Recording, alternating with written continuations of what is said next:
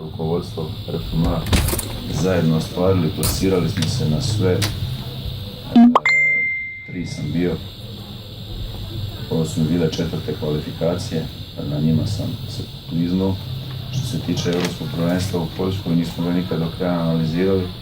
Ja mislim da smo mi odigrali kako što smo odigrali prije 3 mjeseca 4 utakmice na Europskom prvenstvu u Poljskoj, odigrali smo ih jako dobro da bi mi danas slavili protiv Tunisa, ali nažalost nismo.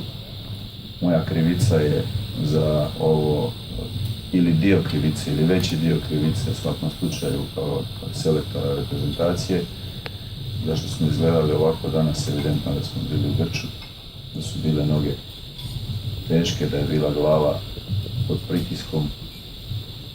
Nismo dobro reagirali.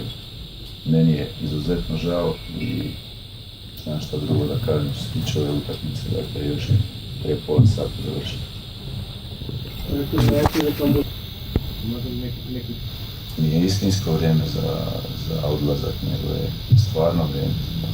Znači, ja ne kažem da stavljam mandat na raspolaganje, nego niti se povlačim kukavički, nego mislim da je to časno.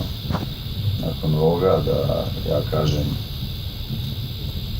možda ste mi malo preduhitrili, možda sam trebao prije razgovarati s predsjednikom, ali mislim da je korektno kad ste već pitali da vam korektno odgovorim. Mislim, to je jedino ispravno rješenje i ja se zahvaljujem svim igračima što su surađivao.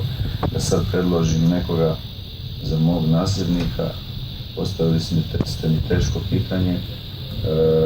Svaki onaj ko dođe na mjesto ovog stručnog stožera, Danilo Brestovac je moj pomoćnik, moj prijatelj.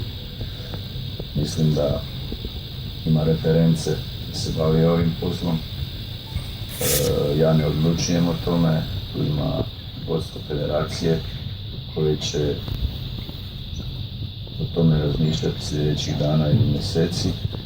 Da radim sada nekom reklamu u svakom slučaju nema smisla, ali u Makedoniji ili van Makedonije ima kvalitetnih trenera koji mogu obnašati tu funkciju, ali jedno sam siguran i to odgovorno tvrdim, svakom onom ko dođe imperativ će biti visok.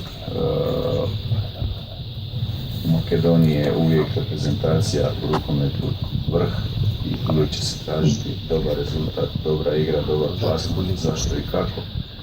I neće biti lako ponavljati rezultate i od Zvonka Šundovskog koji je na sličan način kiksao, pa i ove rezultate koje smo mi skupa s ovim igračima radili proteklih 3 godine i često puta vas razveseljavali.